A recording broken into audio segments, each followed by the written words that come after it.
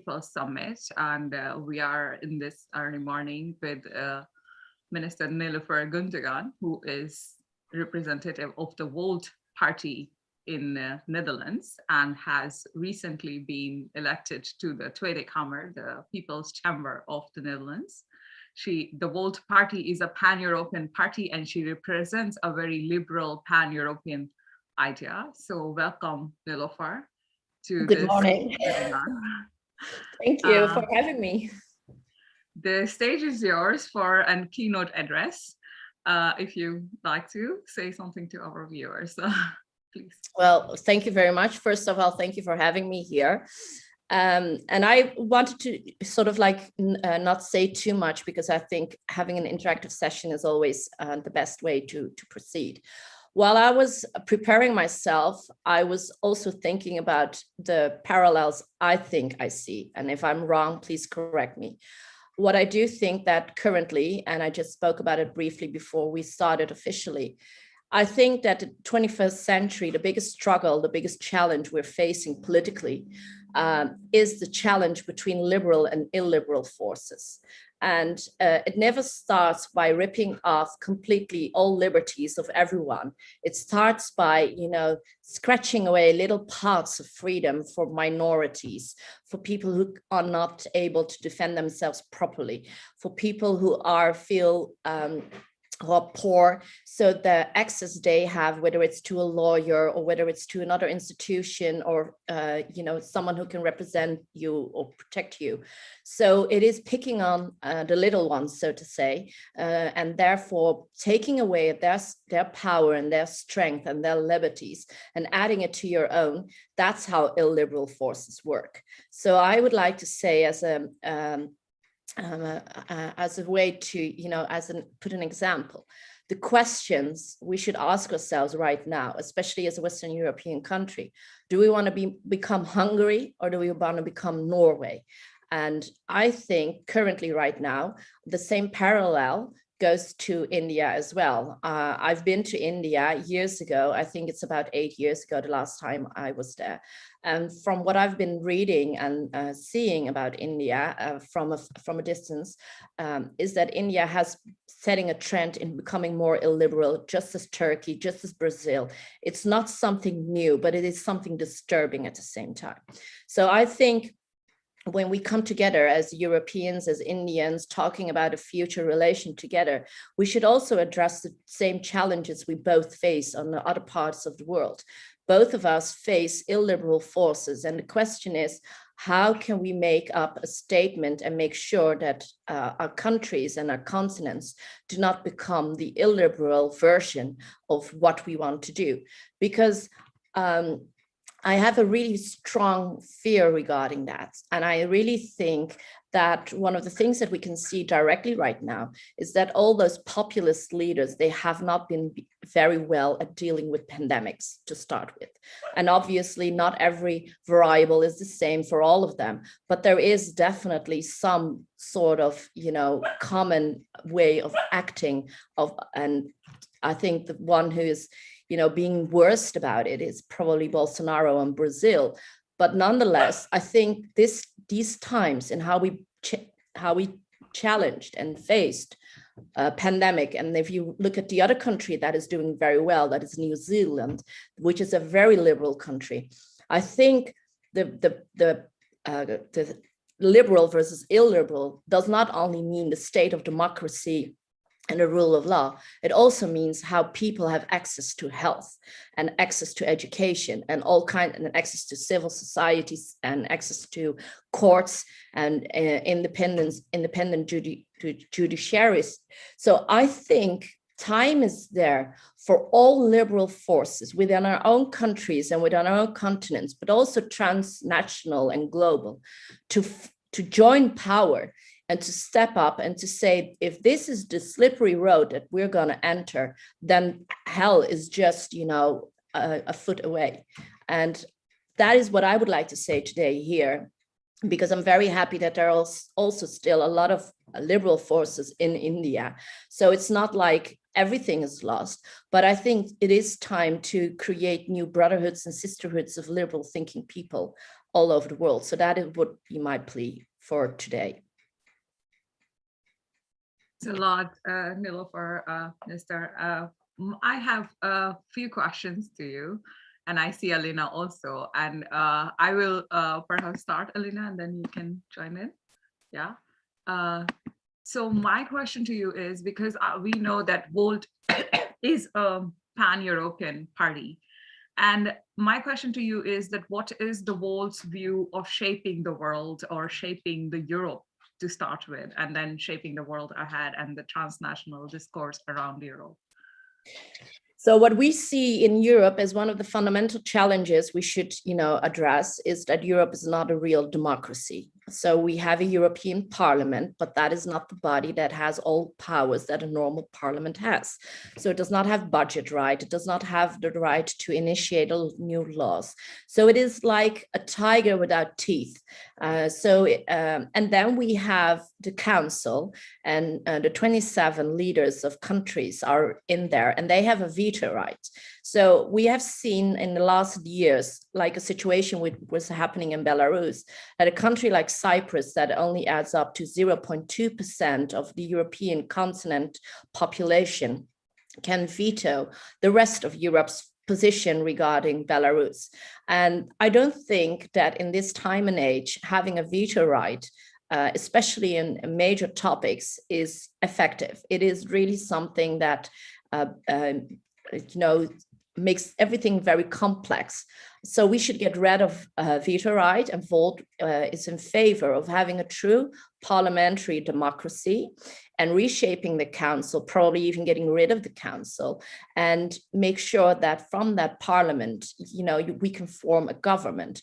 But to get there, we should have a new treaty for Europe, because right now the current treaty allows a lot of countries to act this way. And another thing that is becoming something that we are very alert about and very worried about is that the state of two countries, especially Hungary and Poland, and as Europe, we do not have any resources, proper resources to, punish them and to get their shape in a better condition.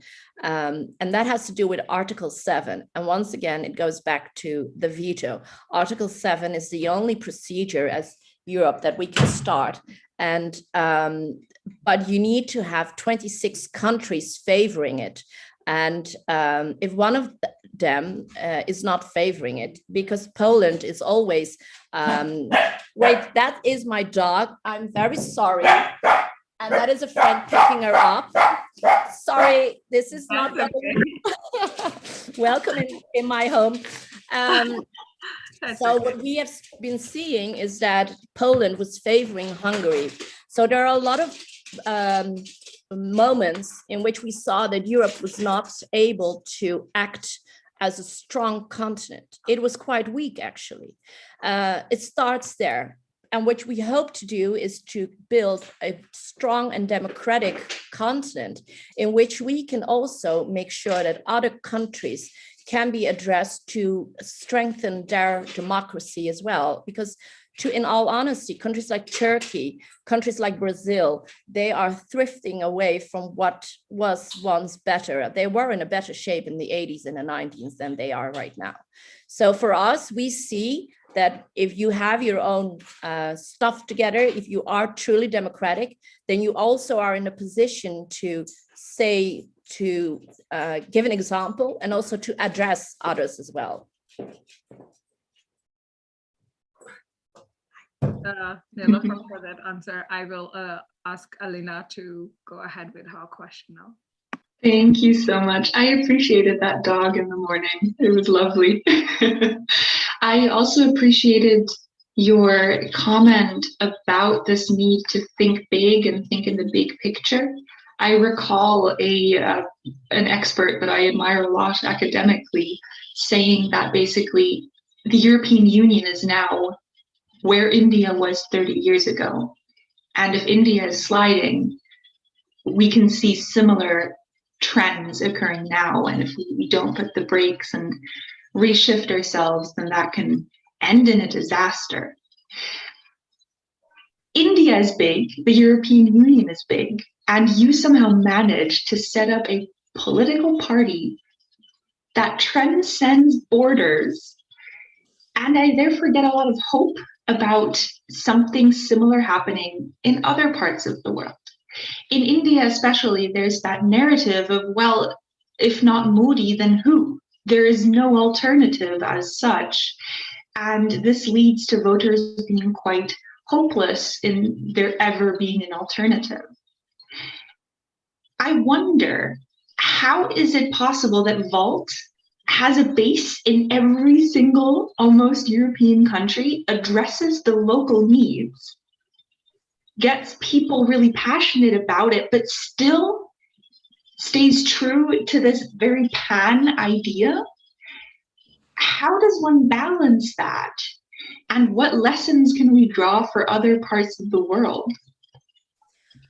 Well, thank you for asking us.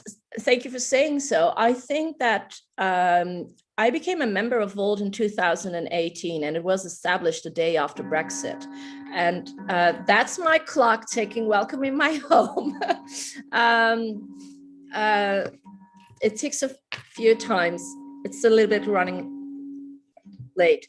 Anyways, it was established the day after Brexit, and I think a lot of Europeans needed to see what populism could do immediately to their continent.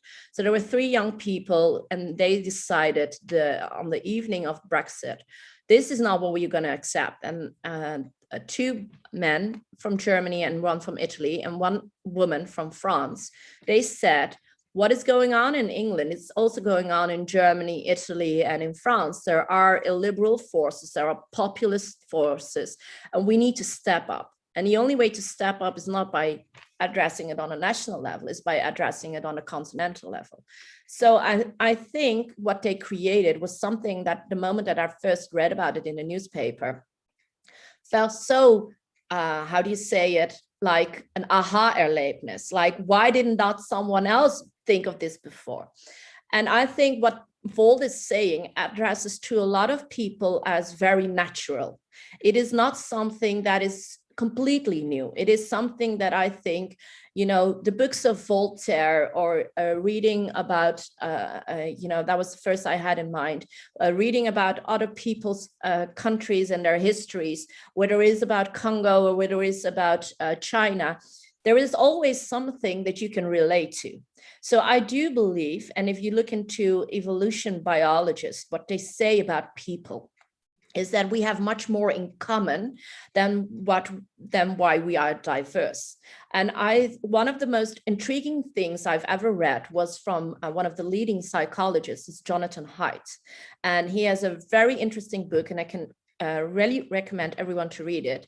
And it is the name, The Righteous Mind, and how politics and religious leaders divide people.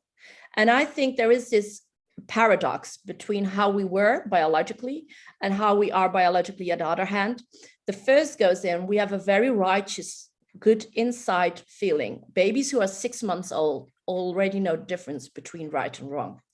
And then there is the belonging of people to be part of an in-group. And depending on the situation in where you are and how open you are to others, depends whether you go for the more righteous side of your moral thinking or whether you go for the more in-group side of your moral thinking. And I think politics can do both. It can appeal to the in-group, and that's what you do when you have an Erdogan in Turkey or a Bolsonaro in Brazil or whoever you want to take as an example. And they appeal to, the strong leader, and, you have to follow me. And democracy is a Western invention, and it is not, something that real men in our country do. Or you can say, we're all human. We all have the basic same needs. And freedom is also a basic need of all of us. And taking away the freedom of one is taking away the freedom of the whole population. So we go down together. And I think what Vold does is appeal to the other side. And I think that Vold does is have a strong voice against these leaders. So I think that is something, maybe in a different way, maybe with other details, whatever. But I really do believe in that universality. I really do believe that when Indian women and men went into the streets and they were mad because another woman was raped again, that was universal. That was not something Indian culture. It could have happened like in Turkey as well. And it does happen when another woman is murdered. So these things, that kind of agenda is not political. It is really, I think, moral. And to make it political, I think that is, appealing to people's morals. And then comes the politics. Obviously, there are differences. How you want to have your first layer of education, how you want to, make sure that, let's say, how you're going to construct buildings, what kind of ambition you have regarding carbon footprint redux, etc., etc.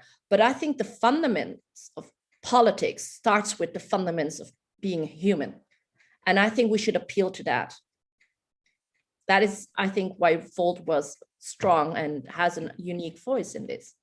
This really speaks so much to our own agendas as activists and, trying to make diasporic changes in thinking and thinking more transnational, and even asking our home country to be a bit more receptive to the problems of the minorities and, thinking in a global scale. So fingers crossed to that. And absolutely, it feels like Vold is like a natural partner in this journey that we have also undertaken. And we would be, delighted to talk to you forever on this. But let me give the space to Anu. Thank you, Ritu. Thank you, Nilüfer. It's been 18 minutes we have been talking, and I see that we are resonating on many topics. So perhaps it's my duty to ask you some difficult questions as well. So I will try. So I'm from India, and I'm staying in Paris since last few years. So I have enjoyed the diversity of India, and I have also seen the difficult times. And I'm also enjoying the European perspective, and I really appreciated and like the fact that you talked about the liberal values, the word liberal that you use, because many such words and ideas like liberal, secular, plural, these have become the new slurs, especially in India. They have been turned against us, So there's a confusion whether we go ahead with the same words and to represent the important ideas, or we reinvent, But I also like the fact that you made a distinction and you went ahead and you said a liberal state also has to be or should be a welfare state, So that's really a wonderful combination.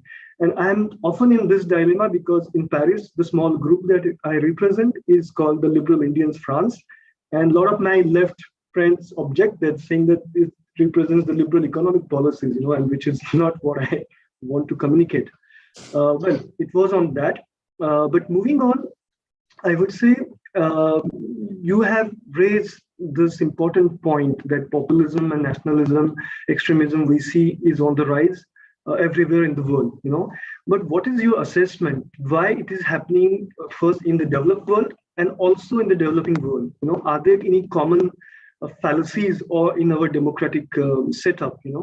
My father, when I ask him, for India, he says India is a young democracy, and we are not as a democracy. We didn't get enough time, But the same argument then doesn't work against United States, which saw also emergence of with Trump of right-wing tendencies.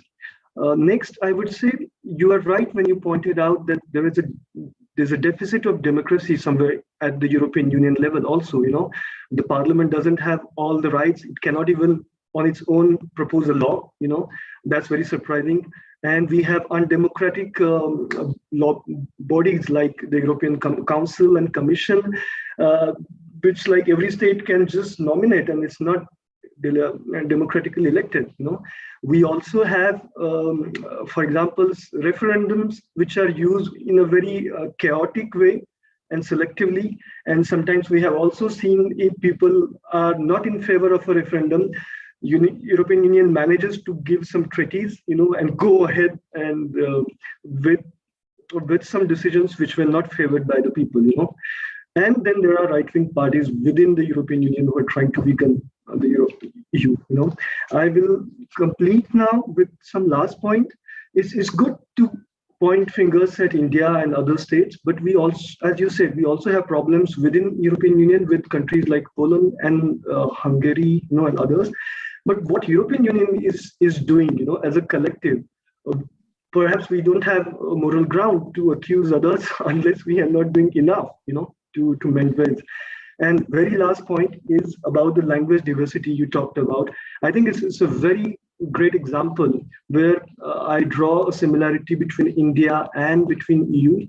And I would like to see, because English is the dominant dominant language in EU, and we don't see the presence of other languages so strongly. So what are your thoughts on this? Sorry for this long. Well, you said a lot of things, and one of the things that really made me tick was about the social welfare part.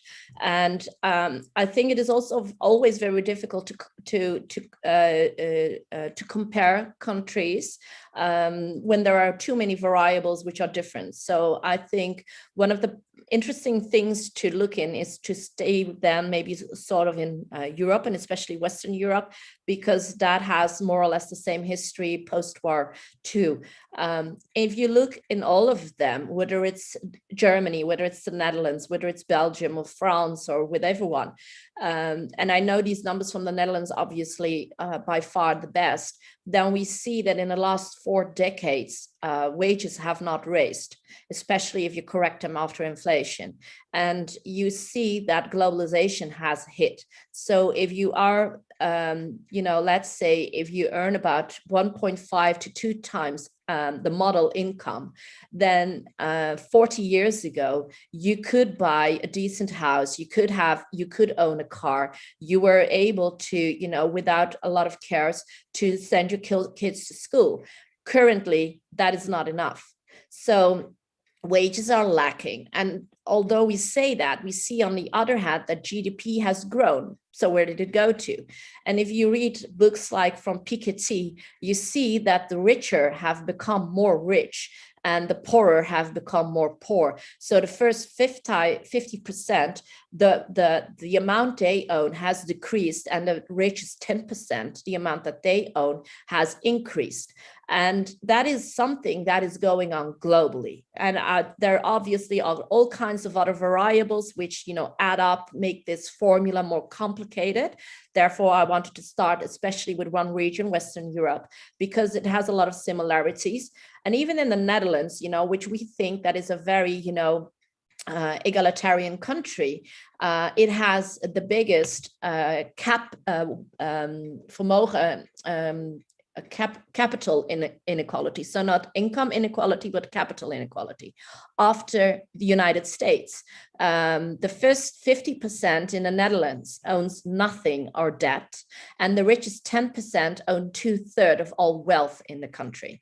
So something did really go wrong.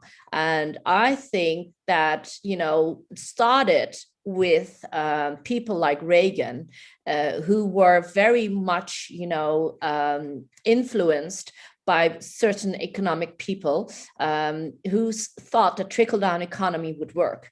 And I think that has been copied all over the world. And correct me if I'm wrong, but as far as I know, that one of the states in India, which is Kerala, has been investing in education more than other states in India. And therefore, the social and democratic level in Kerala is better than in other states in India.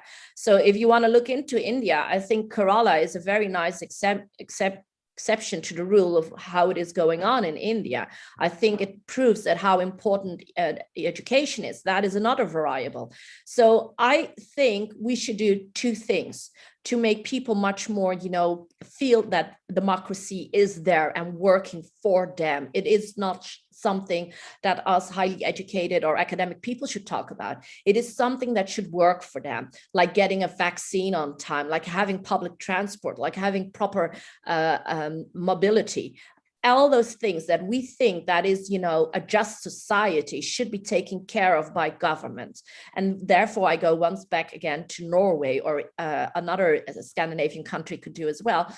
But you see that is the outcome of a just society. So we should tax more on big companies and the very rich, and we should invest more in education. I think if we do those two things, then it's not something that is like, I'm going to be the fairy and I have a stake and I'll change the country overnight. It takes at least 15 to 20 years, but it is worth it. It is worth it. And I do think time is there that us people who are progressive liberal, who cherish a social welfare state, should work on this. And I think for way too long, left and right thought it should be, about the social economic things. I think right now, as I said before, we should join forces. It is not that important about, whether you are slightly more on the hand of the economy or on the labor side. It is much more important, how can we create a stable society with freedom to all and that respects nature at the same time? Because that is also another thing that we see from all illiberal leaders. They are not interested in climate.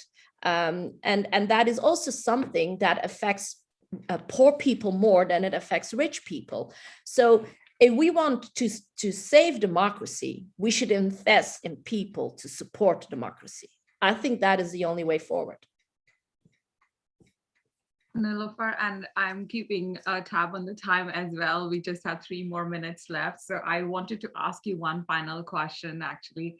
And that was in respect of the EU-India People Summit that we are having. And that European Union and India is going forward with their roadmap and their close proximity ties developing there. And although it all started with the idea of diversity being our core values, we do see the erosion of diversity in India, erosion of human rights in India.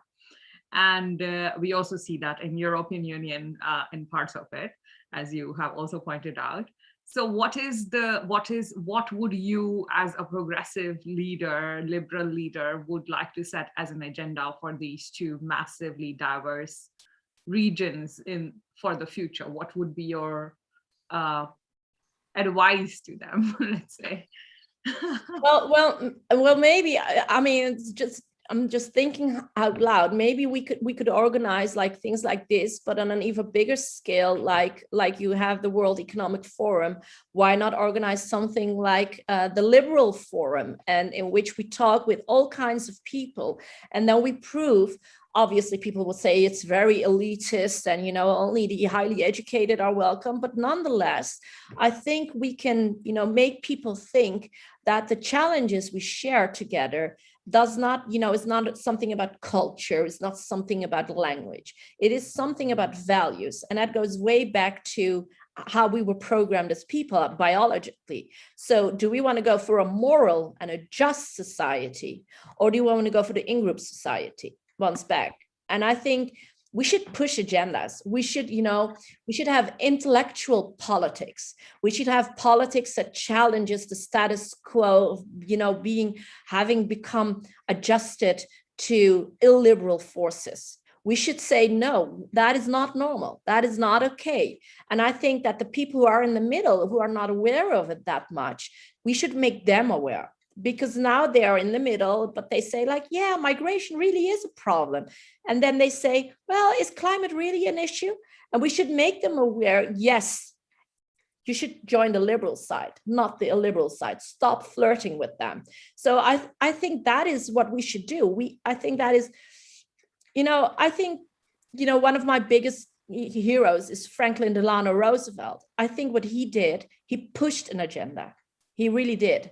And I think that is how you do politics. So some things never change. You have great ideas. And I said before, Voltaire, why do we still read him all over the world? Because it was such a great idea.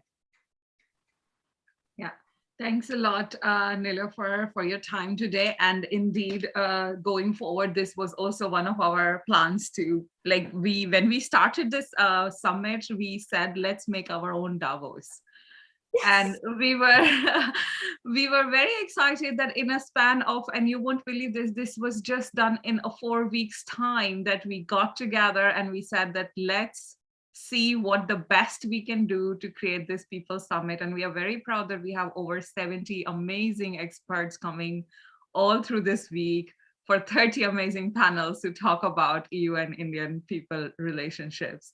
And we would absolutely love to work also with Vold in the future to make our own Davos on a much larger scale, as you suggested, because this is absolutely what we would really, really love to do.